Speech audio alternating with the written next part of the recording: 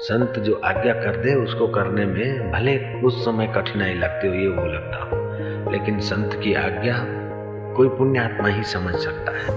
10 बातें अगर नहीं करते हम, 10 अपराध नहीं करते, तो नाम कमाई बहुत ऊंचाई तक ले जाएगी। तुलसीदास जी ने कहा, हरि गुरु निंदा सुन ही जे काना, हो वही पाप गौ घात समान।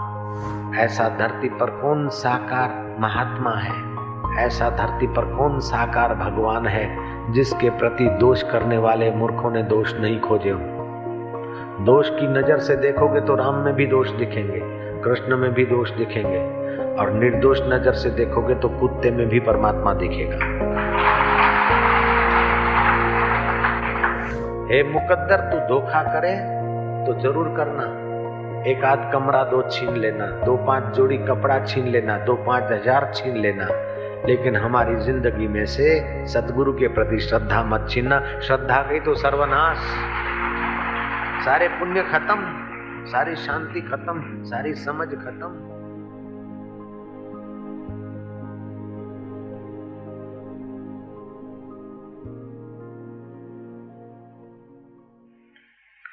मंत्र में बड़ी शक्ति होती है। एक बार अयोध्या में राम राज्य के बाद एक सभा में चर्चा छिड़ पड़ी कि राम बड़े कि राम का नाम बड़ा। तो किसी ने कहा राम बड़े, किसी ने कहा नाम बड़ा। बोले दत्त तेरे के नाम बड़ा, नाम तो ये लिख दिया रा और माँ, और राम खुद इतने बड़े, उनका इतना बड़ा सामर्थ्य, भगवान का नाम तो इतना सा, चाहे कोई लिख दे। भगवान तो चाहे कोई थोड़ी बना सकता है, भगवान का नाम तो चाहे कोई लिख दे, चाहे कोई बोल दे, लेकिन भगवान तो चाहे कोई नहीं बना सकता। दूसरों ने कहा भाई तुमको पता नहीं, भगवान का नाम नहीं होता तो भगवान का पता भी नहीं चलता। आम बोलने से आम खड़ा हो जाता, हाथी बोलने से हाथी जरा सा शब्द है, कितना बड़ा हाथी सामने आ जाता है मन से। तो नाम ही से नाम बड़ा। किसी ने कुछ तर्क लड़ाया, किसी ने कुछ व्याख्या की, किसी ने कुछ दृष्टांत दिए, तो किसी ने कुछ अपनी युक्ति पेश की, किसी ने कुछ कोटेशन दिया, तो किसी ने कुछ कहानी सुना दी। दिन भर चलता रहा, धमाधम दे धमाधम। आखिर कोई निर्णय, बहुमति से कोई निर्णय नहीं हुआ।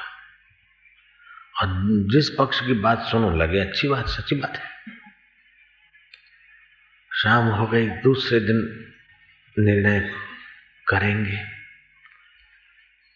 राम जी ने सभा पूर्ण करा दी। देव ऋषि नारद गए, हनुमान को बुलाए कि इधर आओ, कल राज्यसभा भरेगी, तुम आओगे, वशिष्ठ मुनि को प्रणाम करोगे, सरकार को प्रणाम करोगे, फिर एक एक साधु को तुम प्रणाम करते हो। हनुमान जी एक काम करो, सबको प्रणाम करना, सच्चे हृदय से जरूर करना।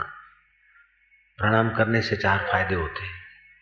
आयु विद्या बल और यश चत्वारि वर्धन्ते। आयु यश विद्या बल मनोबल, ये चारों बढ़ते हैं प्रणाम करने से, श्रेष्ठ पुरुषों को प्रणाम करने से। तुम सबको प्रणाम करना, लेकिन एक काम करना, वो विश्वामित्र का जब वारा आए, विश्वामित्र के करीब जाओ तो प्रणाम के बदले उनको पूंछ दे देना, पीठ दे देना, और पूंछ का जरा सा सटाका मार देना, चाबुक की नहीं सटा। हनुमान कहते क्या आप प्रभु, क्या आप हमारा? बोले नहीं नहीं हनुमान जी, फिर मैं बैठा हूं ना, मैं विश्वामित्र के पास में बैठा रहूंगा, तुम चिंता नहीं करना, बाकी का जो होगा मैं संभाल लूंगा। हनुमान जी जानते थे कि संत की आज्ञा कितनी महत्वपूर्ण होती है। संत जो आज्ञा कर दे उसको करने में भले उस समय कठिनाई लगती हो, ये वो लगता हो, लेकिन संत की आज्ञा कोई पुण्यात्मा ही समझ सकता है। और हनुमान जी से बढ़कर कौन होगा पुण्यात्मा? आज्ञा सम नहीं साहेब सेवा। उस महापुरुषों की और परमात्मा की सेवा, उनकी आज्ञा पाल लो तो बड़ी सेवा हो गई।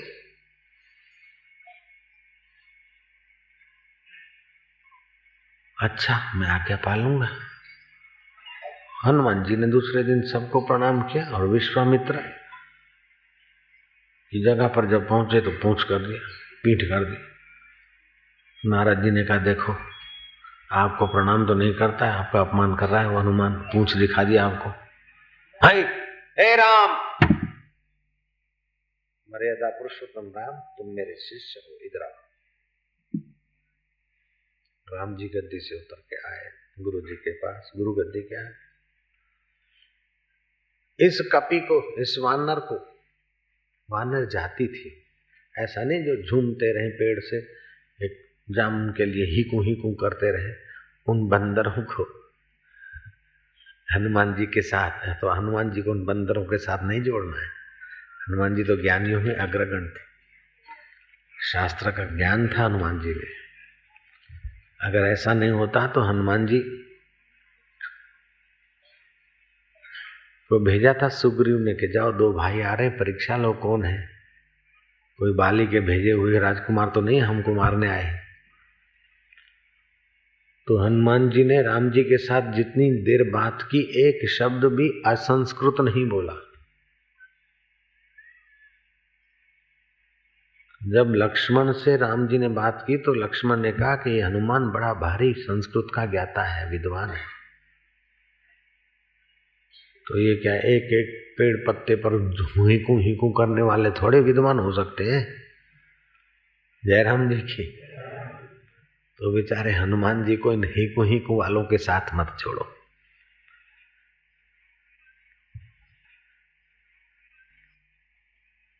अतुलित बलधामा, ज्ञानी नाम अग्रगण। हनुमान जी के लिए छेड़ दिया विश्वामित्र को कि देखो ये कर। राम, इस हनुमान को कल सूर्यास्त न देखना चाहिए, मृत्यु दंड में आदेश देता हूं। क्या समझता है? सारी सभा में सन्नाटा छा गया। प्रिय सेवक को स्वामी मृत्यु दंड देंगे? अगर देते हैं तो सेवक के साथ अन्याय हो जाता है, और नहीं देते तो रामचंद्र जी गुरु आज्ञा का उल्लंघन कैसे करेंगे? रघुकुल रीत सदा चली आई, गुरु को सिर टेका, मत्था टेका। अब तो जो गुरु का मार्गदर्शन हो वही करेंगे।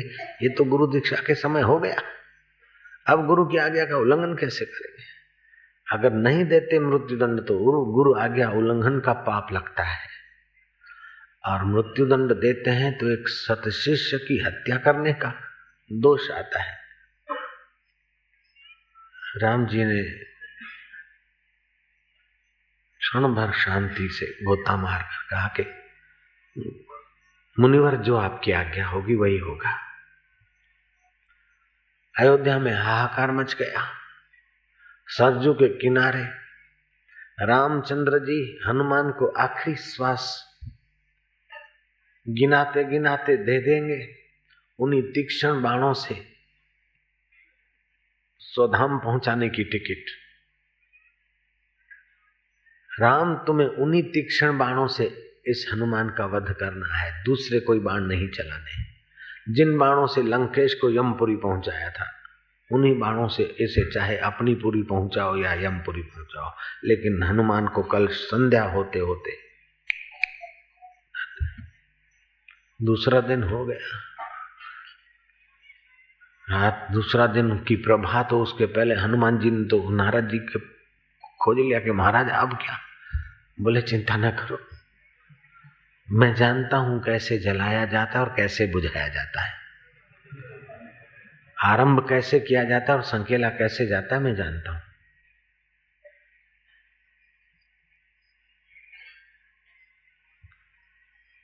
प्रभु तुमको बाण मारेंगे तो तुम सामने वार करोगे तो सेवक मिट जाओगे। एक बार मत्था टेक लिया, स्वामी मान लिया, उसके सामने होना, विरोध करना, इससे तो मर जाना अच्छा।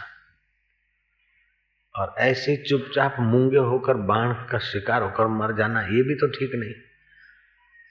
हनुमान तुम चिंता न करो, मैं तुम्हें बीच का रास्ता देता हूं। तुम राम पर वार नहीं करोगे, लेकिन राम जब बाण भेजेंगे तो तुम बस राम के नाम का उच्चारण करके अपनी गदा से रक्षा कर लेना। और देखो भगवान का मंत्र जपते समय तुम भावना अमुक अमुक जगह पे लाना, तो उसका प्रभाव भी बढ़ जाता। बाण छूटे तीक्ष्ण और हनुमान के तरफ आ रहे हैं, राम की गदा की छाया ही पड़ते ही बाण वहीं छू, राम गदा को टच भी नहीं करते, राम वहीं से वो गिरे। एक एक एक एक करते राम के सारे बाण जब खत्म हो गए और विश्वामित्र और पूरी सभा देखने लग गई, दंग हो गए। देवता लोग आकाश में स्थित है कि स्वामी और सेवक के बीच युद्ध, और सेवक विरोध नहीं कर रहा है, केवल रक्षण कर रहा है, और स्वामी के नाम से ही अपना रक्षण कर रहा है। नाम बढ़ा के नामी बढ़ा के नाम की महत्ता बताए जा रहे हैं मानो नारद जी। राम के सारे बाण खत्म हो गए। विश्वामित्र ने कहा कि राम, मैं ये नहीं कह सकता हूं कि तुम झूठ मूठ में बाण मार रहे हो, लेकिन इस कपि के पास ऐसी शक्ति कैसे आ गई? राम, ब्रह्मास्त्र का आवाहन करो। अमोघ होता है, अमिट होता है, उसी ब्रह्मास्त्र से इसको पहुंचा दो। राम जी आकाश के तरफ हाथ करें और संकल्प करें, उसके पहले अब बिगड़ती बाजी को सुधारने के लिए नारद जी ने कहा नारायण नारायण नारायण। नाम बड़ा के नामी बड़ा, देखो नाम बड़ा है, और उस नाम के प्रभाव से सारे नामी के बाण फेंके हुए खुद राम फेंक रहे बाण, फैल हो गए। नाम की महिमा। महाराज अभी अगर ब्रह्मास्त्र से हनुमान जी को मरवा दिया तो आपको कलंक लग जाएगा कि राम के सेवक की हत्या करवाने वाले अगर कोई कठोर, और लोग क्या क्या बोलेंगे। महाराज आप ऐसा घोषणा कर दीजिए कि हम इस हनुमान के अपराध को क्षमा करते हैं। संत को क्षमा देना संत के लिए शोभनीय काम है, और संत क्षमा का प्रत्येक विग्रह होते।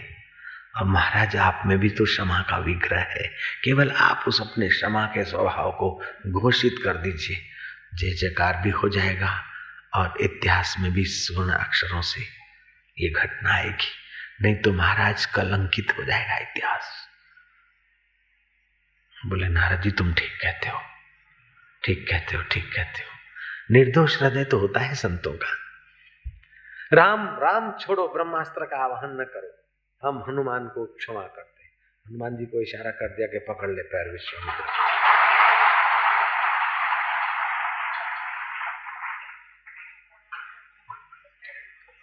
हनुमान जी विद्वान भी है और उतने नम्र भी है। जितने नम्र है उतने बुद्धिमान भी है, जितने बुद्धिमान है उतने बलवान भी है। कहीं देखा बलवान है तो बुद्धि कम होती, कहीं बुद्धिमान होते तो बल में ठन ठन पाल होते, और दोनों होता है तो नम्रता में ठन ठन पाल होती, नम्रता होती तो संयम में ठन ठन पाल होती।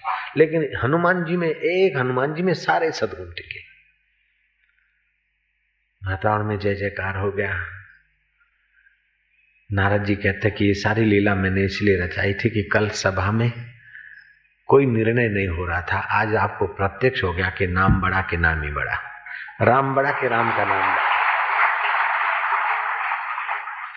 तुलसीदास ने लिखा है राम न सके नाम गुण गाई।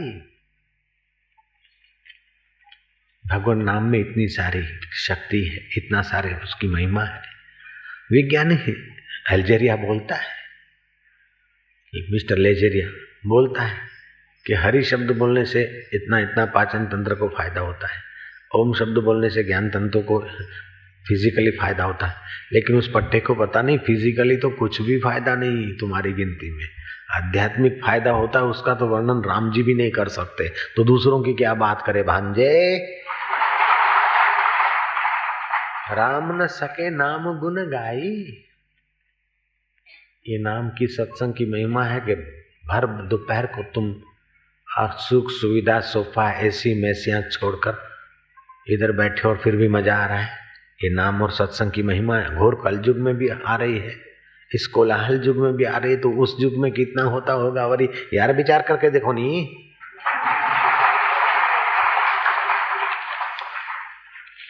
शिव जी इसीलिए कहते हैं गुरु मंत्रो मुखे यस्य, गुरु मंत्रो तस्य सिद्ध्यन्ति नान्यथा, तस्य दीक्षया सर्वकर्माणि, सिद्ध्यन्ति गुरुपुत्र के, सिद्ध्यन्ति गुरुपुत्र के, सिद्ध्यन्ति गुरुपुत्र के। जिसके मुख में गुरु मंत्र है उससे सिद्धि मिलती है, दूसरे को नहीं। दीक्षा के कारण शिष्य के सर्व कार्य सफल हो जाते हैं। नाम जप में 10 बातों का ख्याल रखना चाहिए। 10 बातें अगर नहीं करते हम, 10 अपराध नहीं करते, तो नाम कमाई बहुत ऊंचाई तक ले जाएगी। तो नाम जप में निंदक का संग अथवा निंदक की बातों में न आए।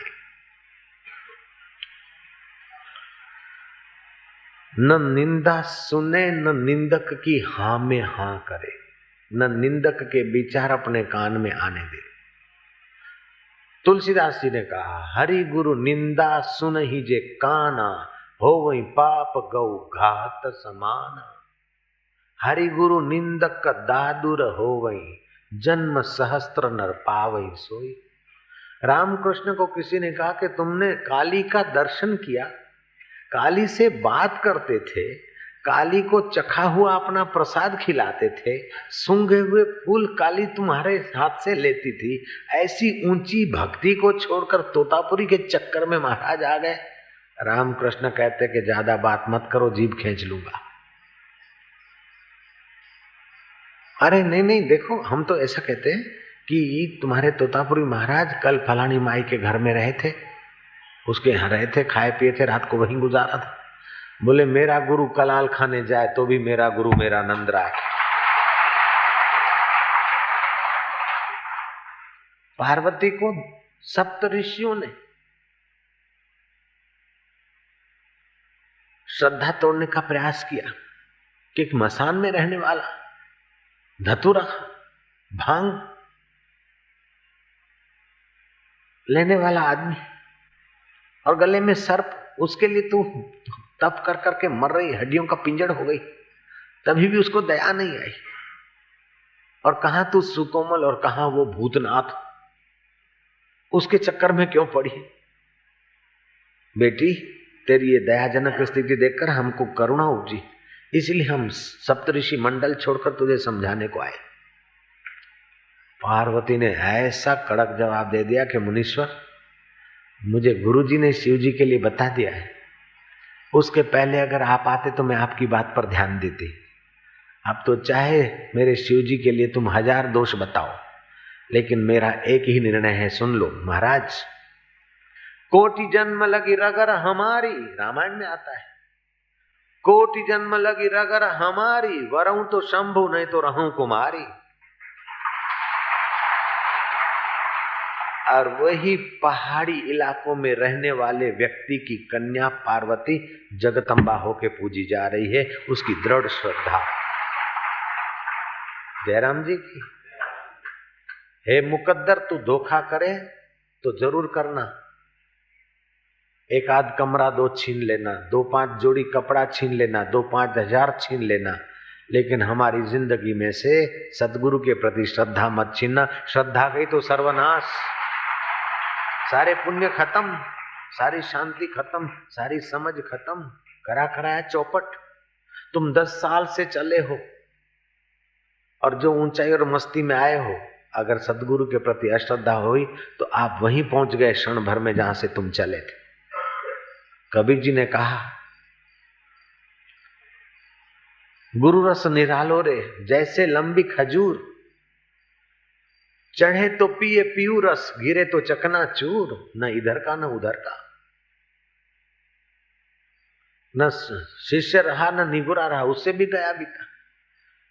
एक बार गुरु बनाकर फिर उसके लिए निंदा सुनना, करना या उसके विरुद्ध में सोचना, इससे तो निगुरा होकर संसार में भटकना ये 1000 गुना अच्छा है। ऐसा शिवानंद महाराज ने कहा, शिवानंद सरस्वती ने, ऋषिकेश वाले। एक बार सदगुरु माना, मत्था टेक लिया, फिर उसके प्रति उनको छोड़ दिया या उसके प्रति अभाव आना, इससे तो गुरु न करना वो अच्छा था। निगुरा होके भटकते रहना 84 लाख जन्मों में वो अच्छा था। कम से कम वैरायटी तो मिलती, अलग अलग शरीर मिलता। ये तो फिर मेढक, फिर मेढक, मेढक बनकर फिर मेढक। हरि गुरु निंदा सुनहि जे काना, हो वही पाप गौ घात समाना। हरि गुरु निंदक दादुर हो वही, जन्म सहस्त्र नर पावई सोई। ऐसा धरती पर कौन साकार व्यक्ति है, ऐसा धरती पर कौन साकार महात्मा है, ऐसा धरती पर कौन साकार भगवान है जिसके प्रति दोष करने वाले मूर्खों ने दोष नहीं खोजे हो। दोष की नजर से देखोगे तो राम में भी दोष दिखेंगे, कृष्ण में भी दोष दिखेंगे, और निर्दोष नजर से देखोगे तो कुत्ते में भी परमात्मा दिखेगा।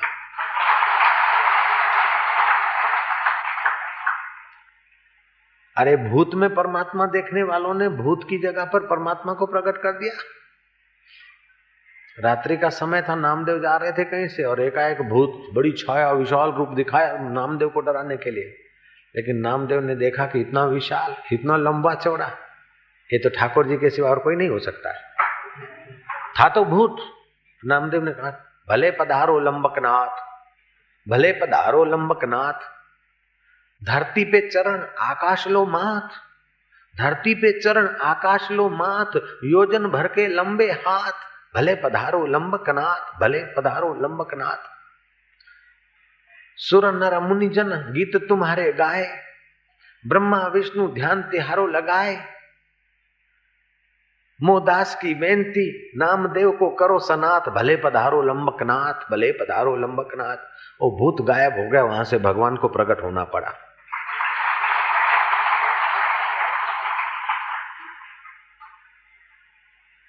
एक बार नामदेव यात्रा करने गए, यात्रा में अपना अपना खेमा तानते, टेंट तानते, और वैष्णव साधु अपने हाथ की रोटी खाते हैं। होटलों में लॉजों में खाने से कितनी हानि होती है वो जानते हैं।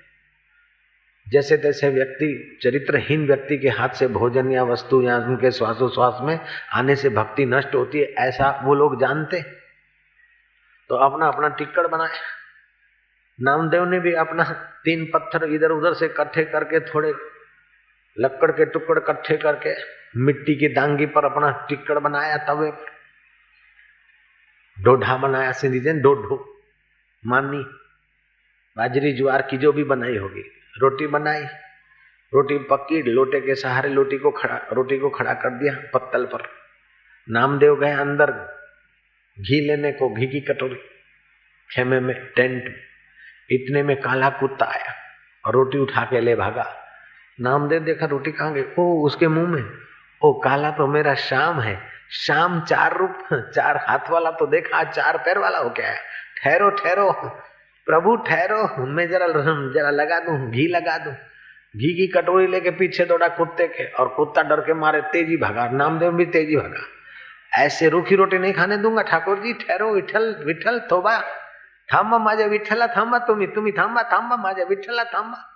थांबा थांबा करते, थोबा थोबा करते करते नामदेव के पैर में कंकड़ पत्थर चुभ रहे, लेकिन हृदय में वही श्रद्धा है। बनेल रोटी खाओ मुरारी, घी मखे दियई गिरधारी। एडो की न सताए, खणी खोले बुधाए। हो रोटी मुंजी केर चुराए, केर चुराए, बिना भोग लगाए, बिना भोग लगाए। हो रोटी मुंजी केर चुराए। मेरी रोटी कौन चुरा गया? बिना भोग लगा के देखा कि वो चतुर्भुजी आज चतुर्पदी होकर आया है। भक्ते भक्ते भक्ते आखिर उस सच्चिदानंद परमात्मा को उस कुत्ते के अंदर से दीदार देना पड़ा। रोटी रखी और मुंह खोला और वहां से बंसीधर दिखाई दिया। नामदेव की दृष्टि में भूत से भगवान प्रकट कर दिया, कुत्ते से भगवान प्रकट कर दिया। और आज का मनुष्य जिसको गुरु मानता है उसमें दोष देखकर अपने लिए नरक पैदा कर देता है। अशांति पैदा कर देता है। अरे कम से कम 80 करोड़ आदमी में कम से कम एक आदमी तो ऐसा चुन लो कि जिसमें भगवान दिखे, जिसमें दोष न दिखे। स्वर्ग में चर्चा हो रही थी कि गंदे से गंदे व्यक्ति में भी कृष्ण गुण देख लेते हैं, पापी से पापी व्यक्ति में भी कृष्ण कुछ पुण्याई देख लेते हैं। व्यक्ति तो क्या कहें, वस्तु भी गंदे में गंदी हो, कूड़ा कचरा में से भी कृष्ण गुण ले लेते हैं। इसीलिए कृष्ण सदा सुखी रहते हैं, प्रसन्न रहते हैं, पूर्ण विकसित रहता है उनका चित्त। ऐसा करके देवताओं ने, देवों के इंद्र ने बड़ी भारी प्रशंसा की कि धरती पर रहने की कला श्री कृष्ण के पास गजब की है। चाहे कैसा व्यक्ति हो, चाहे कैसी वस्तु, चाहे कितना पापी अपराधी हो, लेकिन कृष्ण उधर नहीं देखते, उसकी अच्छाई देखकर अपने हृदय को अच्छा ही बनाए रखते हैं। किसी देवता को संदेह हुआ कि बुरे से बुरी व्यक्ति, बुरे से बुरी वस्तु, बुरे से बुरे पशु में भी कृष्ण अच्छा देख लेते, बुरे में बुरे पशु में अच्छा क्या दिखेगा? मैं परीक्षा लूंगा। श्री कृष्ण वृंदावन की कौन सी गली से जा रहे हैं, देवता ने देख लिया। सकड़ी गली, अभी भी नालियां चल रही, सुधरे हुए युग में भी नालियां हैं, तो उस जमाने में कितनी होगी सोचो। सकड़ी गली से कृष्ण पसार होने वाले, वहां देवता ने कुत्ते का रूप धारण कर लिया। कुत्ता कैसा? हाँ हाँ प्यार करने वाला नहीं,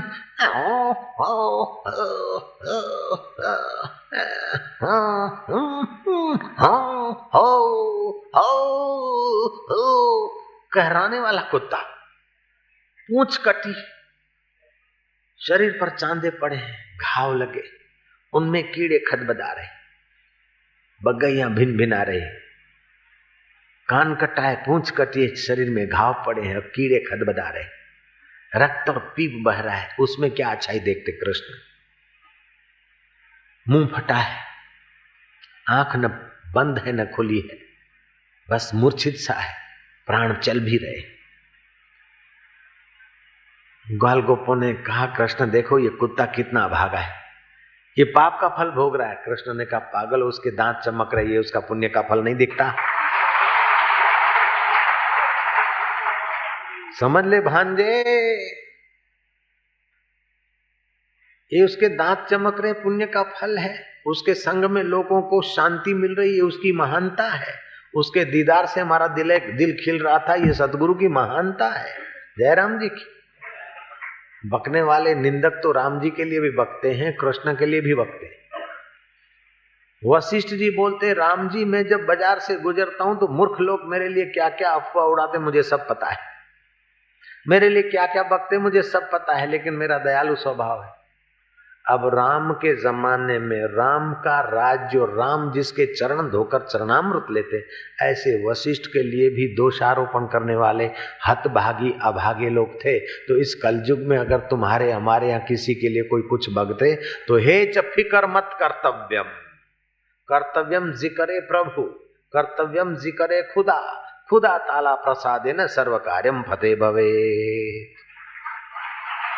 औरंगजेब के भाई ने ये उपनिषद बनाई, इल्लो उपनिषद, हे च फिकर मत कर्तव्यम। हिंदू उपनिषदों का सहारा लेकर उर्दू शब्द, फारसी शब्द डालकर उपनिषद बनाए। तुम फिकर मत करो, तुम चिंता मत करो, चिंतन करो अच्छाई का। चलो ऐसे हैं वैसे हैं, लेकिन हैं तो आखिर मेरे देश के हैं, हिंदू तो हैं। जयराम जी की गुण देखो। और लोग इतना हमारे हिंदू संस्कृति में इतना जहर डाल रहे हैं, उनकी अपेक्षा ये हमारे गुरु भाई तो हैं, हिंदू संस्कृति का प्रचार तो कर रहे हैं। संस्कृति तो हम हैं, हम जीवित, और नहीं तो इनके दर का हमने कुछ थोड़ा प्रसाद खाया है। अरे कुत्ता जिस घर का टुकड़ा खाता है वो पागल होता है, तभी भी उस मालिक को नहीं काटता, वो घर छोड़ के भाग जाता है, लेकिन उस मालिक को नहीं काटता। हम कुत्ते से तो नीचे न गिरे।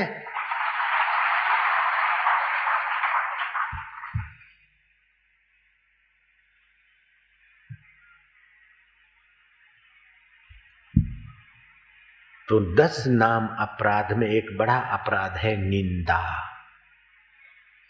हरि गुरु निंदा, शास्त्र निंदा न सुने और न करे। अगर ये अपराध आ गया तो मंत्र का कितना भी महिमा सुनो और कितना भी प्रभाव हो, लेकिन जापक को कुछ नहीं मिलेगा, कंगाल रह जाएगा। 10 है अपराध, उसमें से एक अपराध निंदा, कड़ा अपराध है, अक्षम्य अपराध है, वो नाश करने वाला अपराध है।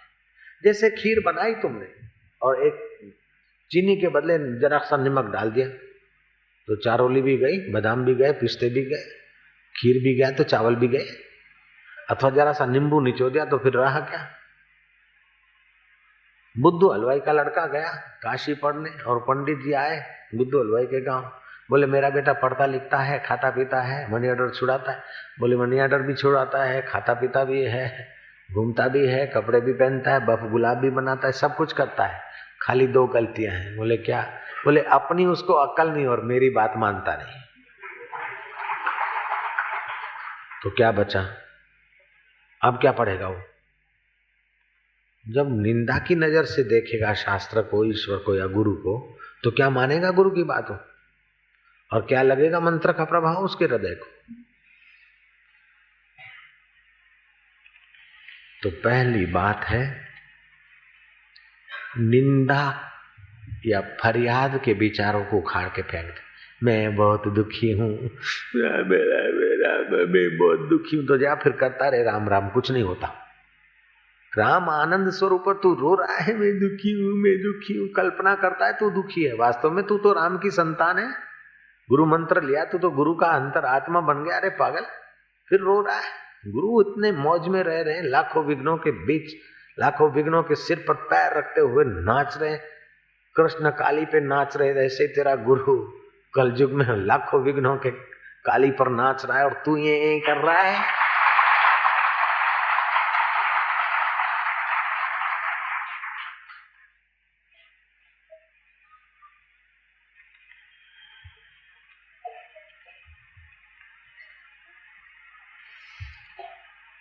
दूसरी बात, आसुरी प्रकृति वालों को नाम की महिमा बतलाना, ये भी एक विघ्न है, नाम अपराध है।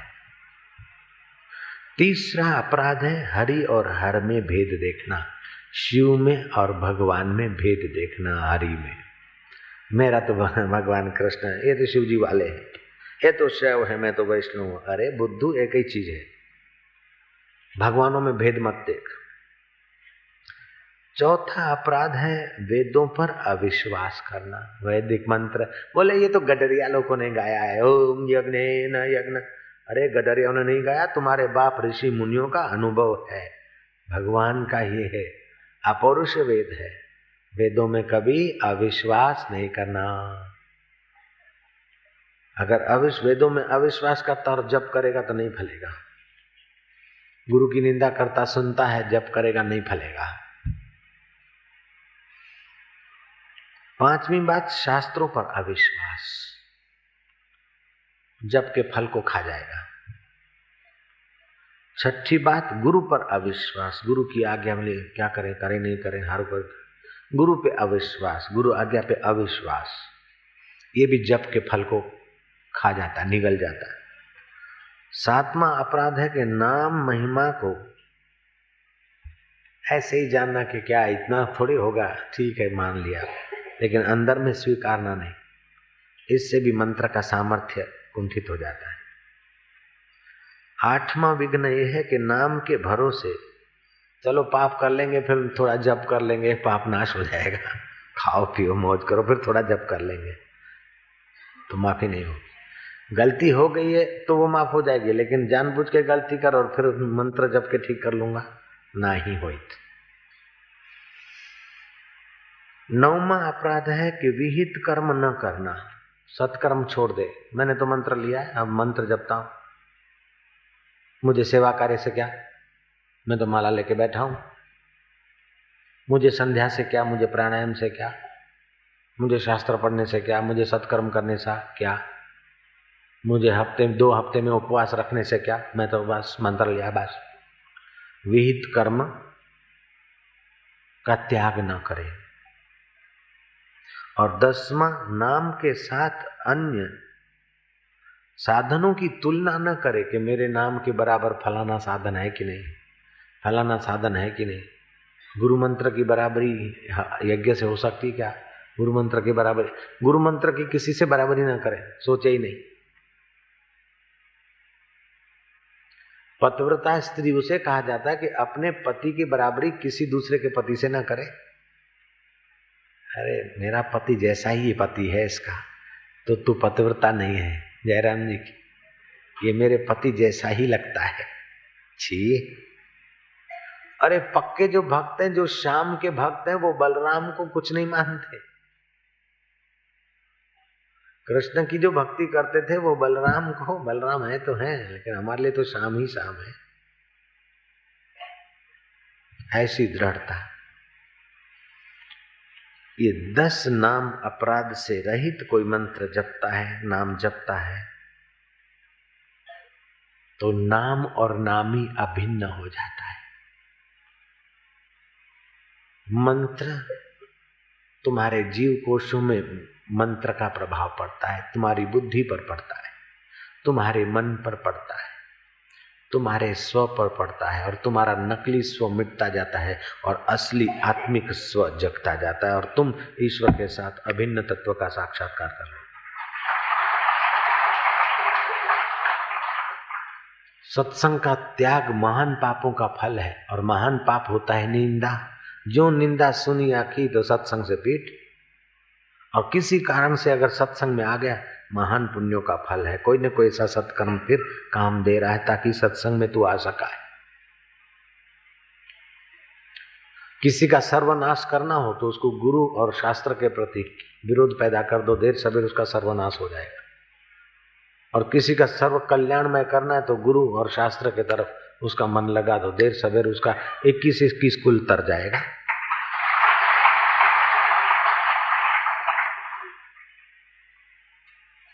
बंगाली में नाम जप की साधना को शोधन बोलते हैं।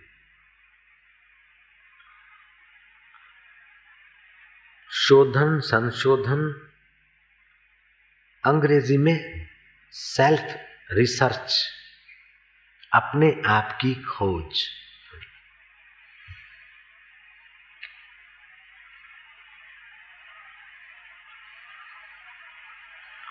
बंगाली लोग तो ईश्वर से भी ज्यादा गुरु का महत्व जानते हैं। बोलते कि ईश्वर ने हमको शरीर दिया, काम, क्रोध, लोभ, मोह और कर्म के बंधन के साथ भेजा। ईश्वर तो हमको कर्म का फल देता है, लेकिन गुरुजी हमको कर्म का फल नहीं देते, अपनी साधना का फल देकर हमको महान बना देते हैं। अपनी करुणा का फल देकर हमको महान बना देते।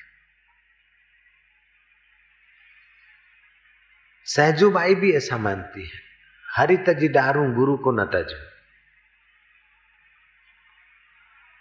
और कुछ ऋषियों ने ऐसा गाया है, गुरु गोविंद दोनों खड़े किसको लागू, पाए बलिहारी गुरुदेव की जो गोविंद दियो दिखाए। गोरखनाथ ने कथा सुनाई अपने शिष्यों को। उसके पहले उन शिष्यों को गोरखनाथ लेके जंगल में, और एक ऊंची इमली, बोले जो मेरा पक्का शिष्य है इमली की आखिरी डाल पे पहुंच जाए। बोले मैं पक्का, चढ़ो। चढ़ने को तैयार हुए, गोरखनाथ ने बराबर त्रिशूल गाड़ दिया। बोले ऊंचे डाल पर चढ़कर इस त्रिशूल पर जंप मारे, बराबर इस त्रिशूल पे गिरे, वही मेरा पक्का शिष्य। सब इधर उधर देखने लगे, BA CA सब खिसक गए। जयराम जी की सब खिसकते गए। लेकिन एक सत्य शिष्य था कि वैसे भी तो मरेंगे, जब गुरु के त्रिशूल पर जंप मार के मरेंगे तब भी तो गुरु के लिए मरेंगे। चलो करोड़ों बार मरे तो एक बार गुरु के लिए मर गए तो क्या है। त्रिशूल गाड़ा गोरखनाथ ने और वो ऊंचे डाले पे पड़ा। और गुरु जी तो दूर चले गए। उसको ये न रहे कि गुरु जी गोद में ले लेंगे, गुरु जी जानबूझ के दूर चले गए। शिष्य का टोला भी गुरु के पीछे, लेकिन गुरु की नजर और गुरु का हृदय तो उस शिष्य पर था जो आज्ञा पाल रहा था। उसने जय गुरुदेव करके अपने को फेंका उस त्रिशूल पर। गोरखनाथ के अदृश्य संकल्प शक्ति ने उसको त्रिशूल के ऊपर गोद में ले लिया।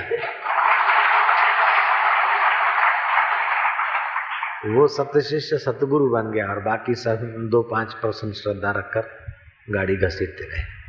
इसका मतलब ये नहीं कि मैं त्रिशूल गाड़ूंगा और तुमको जंप करवाऊंगा, ऐसा नहीं है, तुम फिक्र मत करना। फिर भी त्रिशूल गाड़ना तो पड़ेगा। जयराम जी की वो त्रिशूल होगा, 3 शूल होंगे। कभी डांटना फटकारने का शूल होगा, कभी प्रतिकूलता का शूल होगा, कभी कुछ लांछन या निंदा का समाज का शूल होगा। ये तो आएंगे। भागवत में कहा कि जिस पर मैं विशेष कृपा करता हूं उसका धन यश आदि थोड़ा हर लेता हूं ताकि उसका पूरा मन मुझ में लगे, और फिर मैं उसको अपने स्वरूप से भर लेता हूं ताकि वो मेरे नाई हो जाए।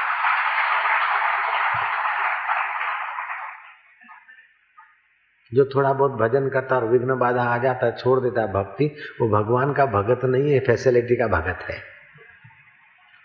वो गुरु का भगत नहीं है, सुविधा का भगत है। पता चल जाता है। थोड़ा धंधे वंदे में सेटिंग नहीं हुआ, ये हुआ, ऐसा हुआ, छोड़ दिया भगवान को, गुरु को, तो भगवान और गुरु का पक्का इतना नहीं था जितना अपने स्वार्थ का था। ये उसको मैं अनुभव कराने के लिए ऐसा देता हूं।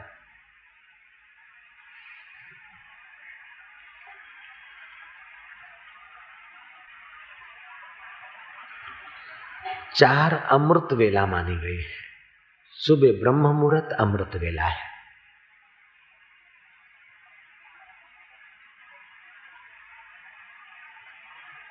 जब सत्संग सुनने को मिलता है, सतगुरु के अनुभव को छूकर वाणी आती है, वो मिलता है, वह वेला भी अमृत वेला मानी जाती है।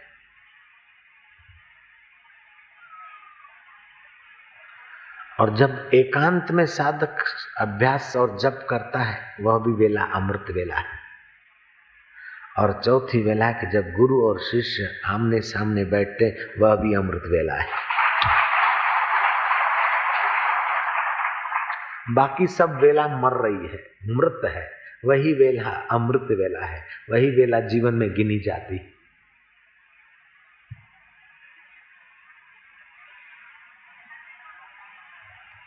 हे ए लड़के इधर आ बेटा, इधर आ, इधर आ। लड़का आया भागता हुआ। पुजारी ने कहा ले बेटा ले, ब्राह्मण था पुजारी, ध्यान से सुने ब्राह्मण लोग, इधर देखेंगे ब्राह्मण। ले ले बेटा ले, ये लड्डू ले ले, बढ़िया बड़ा लड्डू है, ले बेटा लड्डू, वो यज्ञ कुंड है ना, उसमें डाल और बोल दे स्वाहा। लड़के ने लड्डू मुंह में डाला, बोले आहा आहा। पुजारी बोलता रे क्या कर दियो? बोले महाराज स्वाहा और आहा में कोई खास फर्क नहीं है। अग्नि में डालते स्वाहा होती, धुआं होता, भविष्य में पुण्य होता या सुख होता, मजा आता, और यहाँ डाल दिया तो अभी हुआ आहा। आपकी आज्ञा का पालन कर दिया। बाहर की अग्नि लकड़ी से पैदा हो रही, यहाँ तो ईश्वर की अग्नि है, वैश्वानर की। बोले छोरा तेरे को बोला हवन कुंड में डाल लड्डू और कहते स्वाहा, तूने मुंह में डाल दिया, कहता है आहा। महाराज ये भी तो है। ये सब किसने सिखाया? बोले महाराज जी मैं सत्संग में जाता हूँ और मैंने गुरुजी से दीक्षा ली है। बोले फिर यज्ञ हो गया, मेरा यज्ञ सार्थक हो गया। ले दूसरा लड्डू भी ले ले, कर ले आहा। नारायण हरि नारायण हरि नारायण।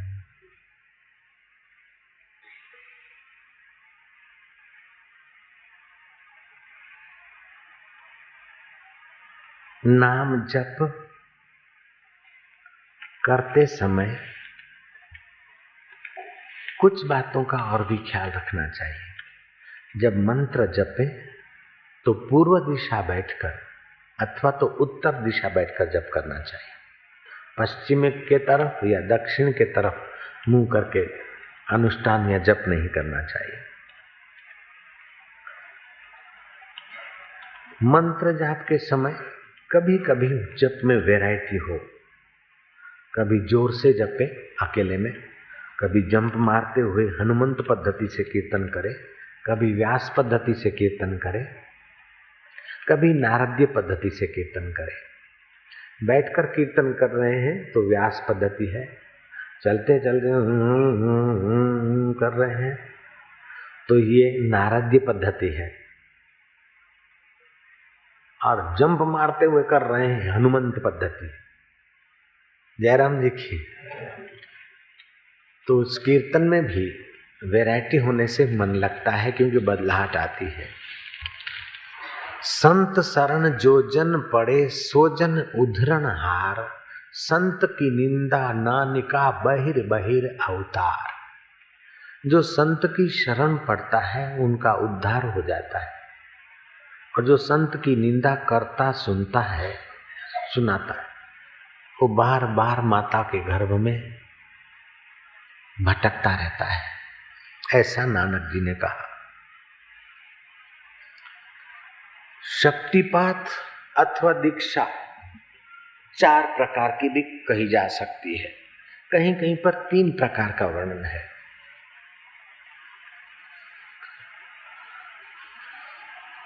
स्पर्श दीक्षा,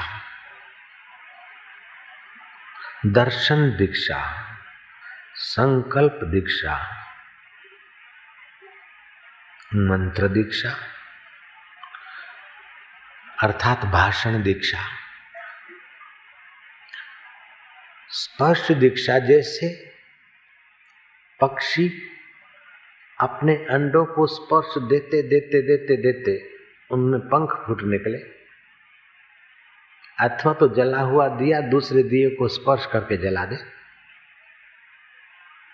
इसे स्पर्श दीक्षा बोलते हैं। दूसरी उपदेश से बोलकर दे, उसे भाषण दीक्षा बोलते हैं।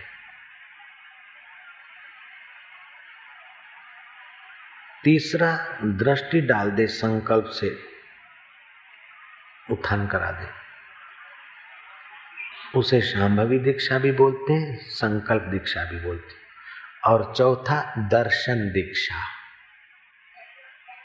गुरु प्रसन्न होकर आत्ममस्ती में बाहर आए और शिष्य दर्शन करे, शिष्य को अंतःकरण में कुछ भाव प्रेम उभरता है, उसका पोषण होता जाता है। जैसे अंडे का पोषण होते होते अंडा पक्षी बन जाता है, ऐसे साधक का पोषण होते होते साधक सिद्ध बन जाता है। इसीलिए कबीर ने कहा, कबीरा दर्शन संत के। रोज नहीं कर सके तो सप्ताह में नहीं कर सके तो पाख पाख कर ही ले, काल दगा नहीं दे।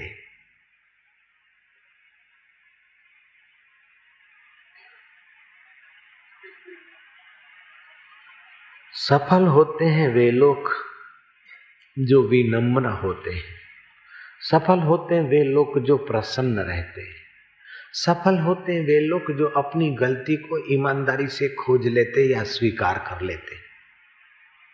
विफल होते हैं वे जटिल लोग के गलती करने पर भी गलती को गलती नहीं मानते। विफल होते हैं जीवन संग्राम में वे लोग जो दूसरों के दोष देखते हैं, और विफल होते हैं वे लोग जो महापुरुष में दोष दर्शन करते हैं, वो जीवन संग्राम में विफल हो जाते हैं। व्यवहार दृष्टि से भले वे सब कितने भी चतुर दिखे, लेकिन उनकी चतुराई को तुलसीदास ने वर्णन किया। चतुराई चूल्हे पड़ी पूर्व पर्यो आचार, तुलसी हरि के भजन बिन चारों वर्ण चमार, सियावर रामचंद्र। श्री कृष्ण सफल है, पूंछ कटी है, घाव लगे हैं, पीप और रक्त बह रहा है, बदबू आ रही, कीड़े खदबद कर रहे हैं, बगैया भुनकार रही है, बदबू के कारण नाक सकोड़ कर सब जा रहे हैं, और कृष्ण कहते कि इसके दांत चमक रहे, ये उसके पुण्य का फल है। सफल है वे नामदेव कि कुत्ते में भी भगवान देख रहे हैं, और विफल है वे अभागे जो वशिष्ठ में, रामकृष्ण में, विवेकानंद में, राम तीर्थ में, एकनाथ में, ज्ञानेश्वर में, जीसस में, लीलाशाह बापू में, साईं टेऊराम में जिन्होंने दोष देखा वे विफल रहे। लीलाशाह बापू को तो अभी भी लाखों लोग मान रहे, लेकिन दोष देखने वाले तो विफल हुए जीवन में। ऐसा कोई धरती पर महापुरुष नहीं हुआ जिसमें दोषी लोगों ने उनमें दोष आरोपण न किया हो। ज्ञानेश्वर के लिए तो इतना कुप्रचार किया कि ज्ञानेश्वर को रोटी बनानी है तो किसी के घर से अग्नि तक लोग उठाने नहीं देते थे, इतना कुप्रचार हो गया। और उनकी बहन को अग्नि नहीं मिले, आटा गूंदा हुआ है, ज्ञानेश्वर ने योग बल से अपनी पीठ तपा दी, पीठ पे रोटी सिकवा दी, फिर भी अंधों ने ज्ञानेश्वर की शरण नहीं ली, विरोध करते रहे कई अंधे। जिसकी आदत है दोष देखने की, दोष देखने वाला तो चांद में भी काली मन देख लेता है, और गुण देखने वाला कुत्ते में भी पुण्य का फल देख लेता है।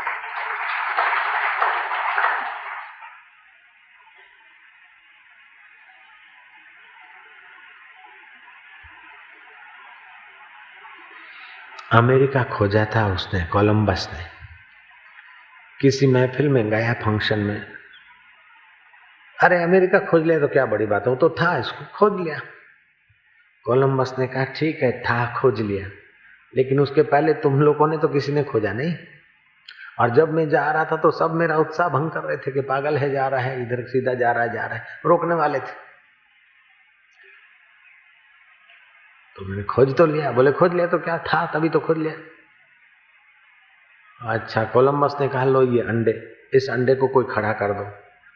अब अंडा खड़ा कैसे रहेगा? सब ने जोर लगाया, अंडा खड़ा करे तो ढल जाए, खड़ा करे तो ढल जाए। कोलंबस ने उन दोष दर्शक मूर्खों को प्रैक्टिकल प्रयोग दिखा दिया। बोले आप लोग सब मिलकर अंडा खड़ा नहीं कर सकते, देखो मैं खड़ा कर देता हूं। अंडा उठाकर उसको जरा सा दबा रखा, ऐसा कि दबा के अंडा की नोक दब गई, खड़ा रह गया। बोले ये तो उसकी नोक दब गई कि तो खड़ा रहेगा, तो तुमने क्यों नहीं दबाई? तुम तो नहीं कर सके। जब हो जाता है तो आसान लगता है, लेकिन करने की अकल मिलना भी तो ये ईश्वर की कृपा है।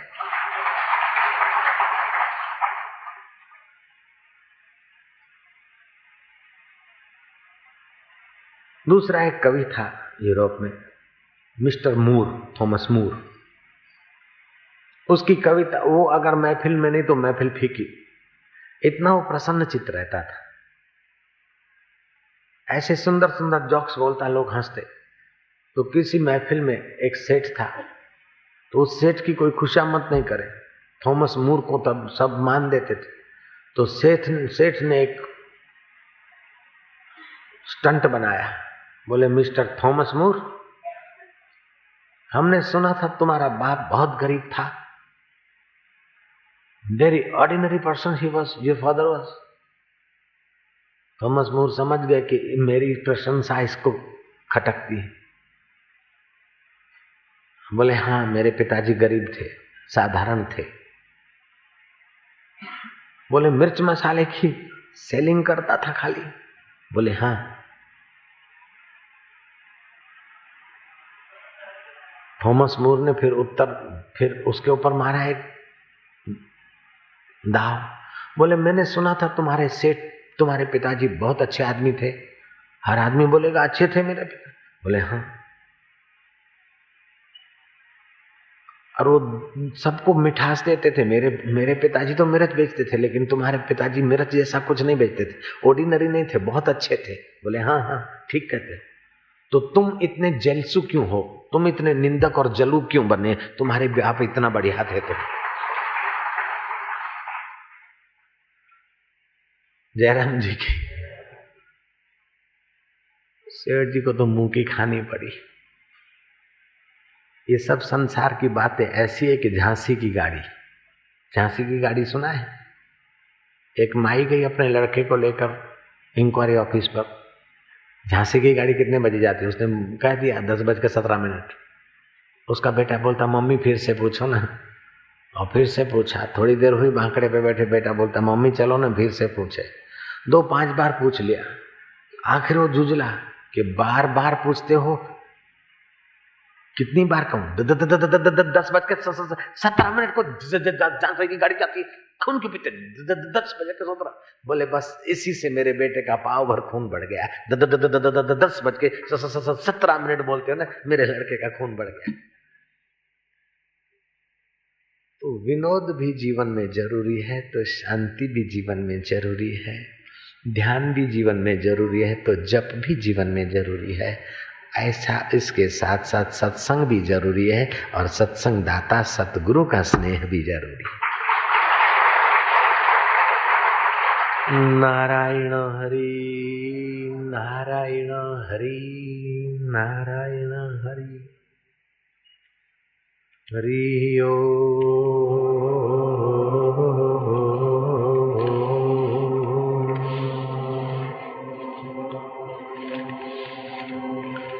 इन सब चीजों को जरूरत देते देते एक परम जरूरत को ख्याल में रखना है कि ऐसा पाले कि जिसको पाने के बाद कुछ पाना शेष नहीं रहे। मौत के पहले उस अमर पद को पाले। कृष्ण कहते हैं यन लब्ध्वा न चापारम यन लब्ध्वा न चापारम लाभम मन्यते न अधिकम ततः लाभम मन्यते न अधिकम ततः यस्मिन् स्थितो न दुःखेन यस्मिन् स्थितो न दुःखेन गुरुणापि विचालेत्। जिस लाभ की प्राप्ति होने पर उससे अधिक कोई दूसरा लाभ उस जोगी के मानने में भी नहीं आता, ऐसा जिस लाभ में स्थिर होने पर बड़े भारी दुख से भी वह विचलित नहीं किया जा सकता, ऐसा वह आत्मलाभ पाने का दृष्टिकोण होना चाहिए। भगवत गीता 6 अध्याय 22वां श्लोक। मनुष्य 100 रुपये की आमदनी तब छोड़ेगा जब 200 को देखेगा तो 100 से हाथ धो डालेगा, 1000 आएगा तो 200-500 से हाथ धो डालेगा, प्राइम मिनिस्टर पद मिलेगा तो छोटे मोटे कलेक्टर पद से रिजाइन कर देगा, और इंद्र पद मिलेगा तो और पदों से रिजाइन कर देगा। लेकिन इंद्र पद भी जिसके आगे कम है, ऐसा आत्मपद जब मिल जाता है तो उस आत्मपद को पाकर फिर वो योगी प्राइम मिनिस्टर पद या इंद्र पद भी नहीं चाहता।